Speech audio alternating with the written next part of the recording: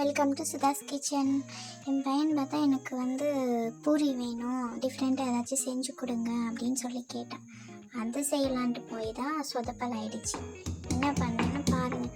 அதில் பூண்டு பச்சை மிளகாலாம் இடித்து 2 கப்பு கோதுமை மாவு, கொஞ்சம் ஒரு 2 டீஸ்பூன் அளவுக்கு ரவை, கொஞ்சம் உப்பு, தேவையான அளவு உப்பு, அதுக்கப்புறமா அந்த இடித்து வச்ச மசாலா, ஓமம், சீரகம் எல்லாம் போட்டு நல்லா டைட்டாக ஒரு பூரி மாவு மாதிரி பிசைஞ்சிட்டு அவனுக்கு நல்லா சர்ப்ரைஸ் கொடுக்கலாம் அப்படின்னு ட்ரை பண்ணேன் இந்த டிஷ்ஷு. அன்றைக்கின்னு பார்த்து கரண்ட்டு வேறு கிடையாது. கரண்ட்டு வேறு கட்டால் என் ஃபோனில் வேறு 4 பாயிண்ட்ஸ் தான் இருந்துச்சு. சரி இதெல்லாம் வச்சு ஏதோ ஒன்று கரெக்டாக செஞ்சு கொடுத்துடலாம் அப்படின்னு செஞ்சேன். அதில் தான் சொதப்பல் ஆயிடுச்சு. என்ன பண்ணேன்னு பாருங்கள். அதெல்லாம் நல்லா பிசைஞ்சிட்டு நல்லா ஒரு பூரி மாவு மாதிரி பிசையணும். நான் பண்ண சொதப்பல் நீங்கள் பண்ணாதீங்க. நீங்கள் நல்லா பர்ஃபெக்டாக ஒரு அளவுக்கு எல்லாமே எடுத்து செஞ்சிங்கன்னா உங்களுக்கு பர்ஃபெக்டான ஒரு பூரி, டிஃப்ரெண்ட்டான ஒரு பூரி நல்லா வரும். நல்லா டேஸ்டியாக இருக்கும், ஹெல்த்தியாகவும் இருக்கும். நான் அந்த ஹெல்த்திக்காக தான் பண்ணனே. ஆனால் பார்த்தாக்கா அது கொஞ்சம் சொதப்பிச்சு.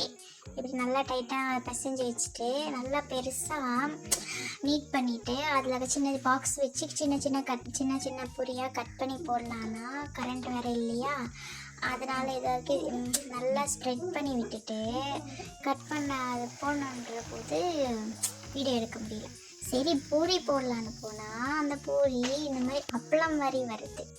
சரிடா நம்ம சட்னியாச்சும் நல்லா அரைப்போன்ட்டு தேங்காய், பச்சை மிளகாய், பூண்டு எல்லாம் இதெல்லாம் போட்டு நல்லா அரைக்கலாம் அப்படின்ட்டு பொட்டுக்கடலை எடுத்து போட்டு அப்புறமா புளி, உப்பு நல்லா எல்லாமே போட்டு நல்லா கிரைண்ட் பண்ணிவிட்டு அதில் தாளிச்சோன்னா நமக்கு சட்னி ரெடி ஆகிடும். இது நல்லா டேஸ்ட்டாக இருக்கும். இந்த மாதிரி சட்னி ட்ரை பண்ணுங்கள். இதிலெல்லாம் ஒன்றும் சொதப்பல் ஆகலை. இந்த இன்க்ரீடியன்ட் எல்லாம் போட்டு நீங்கள் சட்னி செஞ்சிங்கன்னா ஹோட்டல் ஸ்டைலில் சூப்பராக இருக்கும். தாளிக்கும் போது மட்டும் ஆயிலு, மஸ்டர்டு, கறி லீஸு, ரெட் சில்லி இதெல்லாம் போட்டு தாளிச்சிட்டு நீங்கள் சர்வ் பண்ணிங்கன்னா இட்லி, தோசை, சப்பாத்தி எல்லாத்துக்கும், பூரிக்கு எல்லாத்துக்குமே நல்லா நீங்கள் சாப்பிட்றதுக்கு சூப்பராக இருக்கும்.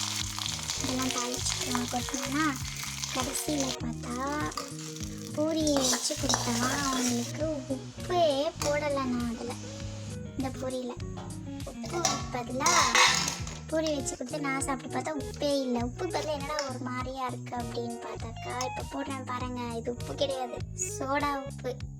இது போட்டு செஞ்சுட்டேன். 2 ஒரே மாதிரி இருக்கா, அது தெரியாமல் போச்சு. நீங்கள் நான் பண்ண சொதப்பல் பண்ணிடாதீங்க. நல்லா சமைங்க. தேங்க்யூ.